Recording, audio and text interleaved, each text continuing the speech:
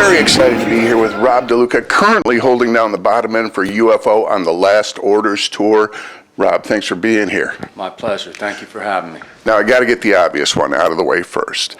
Everybody's very skeptical and cynical when they hear Farewell Tour. Is this really it, or are you guys going to be back next year with This Time We Really Mean It tour?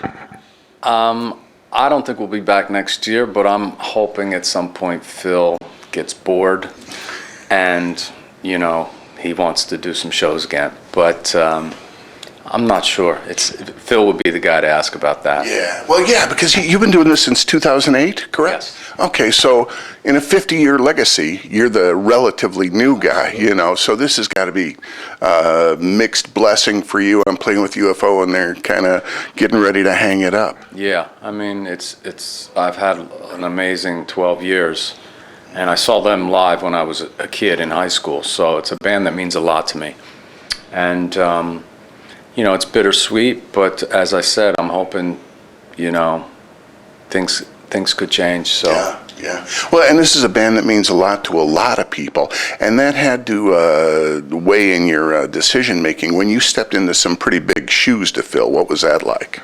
Well, I didn't really think about it that way because I thought if I go into it looking at it like that, it's just a losing proposition. You know, to try to be someone else or try to measure up to someone else. You know, I just have to be myself. But I do respect Pete Way's playing and his songwriting, so I try to be, I try to do his bass parts justice. You know, I don't try to make it sound like, oh, you know, I'm gonna make sure everyone knows I'm here and I'm gonna change it completely. Like, you know, I try to play the way he played and respect what he wrote. Was it a surreal experience in the beginning? I mean, like you said, we all grew up with UFO as kids, and here you are on stage playing with UFO. Yeah, I mean, it's the one band I went to that I've played with that I went to see as a kid. So yeah, It was something surreal about it. That's very cool. Yeah. Well, and not only have you played with UFO, the last album of original material, Conspiracy of Stars from 2015, you got a couple writing credits on there. Yeah. That's a real feather in your cap as a rock and roller. You've written for a UFO album. Yeah, I co-wrote 3 songs on that record, and I'm very proud of it. It was definitely it is definitely a big thing for me. And then we did the covers album, Salentino Cuts, and that was a lot of fun also. So yeah, I'm a lucky guy. Yeah, and I was going to ask about the Salentino Cuts. That's a great covers album if you're not familiar with it. You guys cover everybody from John Mellencamp to Bill Withers on there. What was that decision making like? Who decided? Did Phil decide on those? Well, we decided, we went through them on tour making lists every night, but every morning that list would end up in the trash can. Okay. So.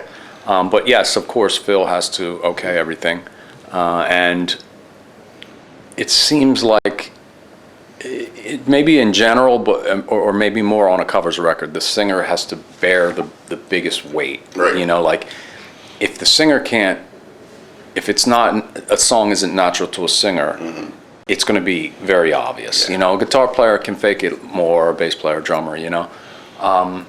So that goes for original music and covers, but I think for covers it could be blatantly obvious of a song you've heard your whole life, all of a sudden just someone ruining it, you know?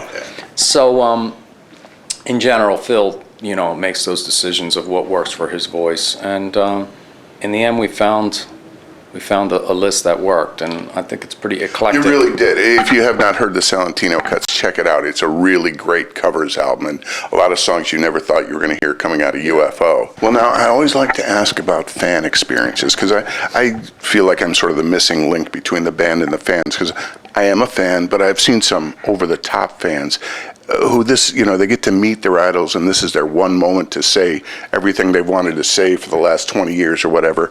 Have you had any incredible fan experiences, well, for better or worse? I think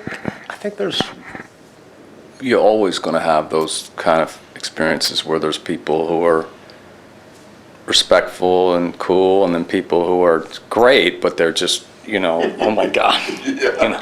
Take it down a notch. Yeah. So that's part of the part of the gig. Yeah, but you got to appreciate that on some level, that your music is really Absolutely. touching these guys. No doubt, no doubt. Everyone deserves your attention and respect. You know, even if you're busy for a minute or two, it's nice to acknowledge them. You know, and you know, remembering that is what one of the things that hopefully keeps someone here. You know, doing this. So of not letting it get to your head too much and not appreciating it. Right, you're a musician, but you're a fan too on some level. So. Yeah, absolutely. I definitely am. Well, that's cool. And UFO, I mean, this being the last Orders tour, we hope it's not the last tour. But if it were, if this is UFO's, you know, last hurrah and goodbye, how would you want the UFO legacy to be remembered? What would you say about them? Well, I think it's just mainly the songs. The songs are, you know, they have a large handful of songs that are just culturally important, and they will last. Those songs will last forever. Okay. Yeah. And I assume you're making plans for after this tour? Yeah, I have my band Spread Eagle. Do you know that band? So we're touring in May and June, and we're coming to this area in June. I'll look and see what the date is. And we just released our new record, Subway to the Stars, on Frontiers. And yeah, just keeping working. Cool. Well, and for the time being, it's UFO. If you get a chance, check out the Last Orders tour. Also, check out the Salentino Cuts and Conspiracy of Stars. UFO still kicking it. You won't be disappointed. Thank you, Rob DeLuca.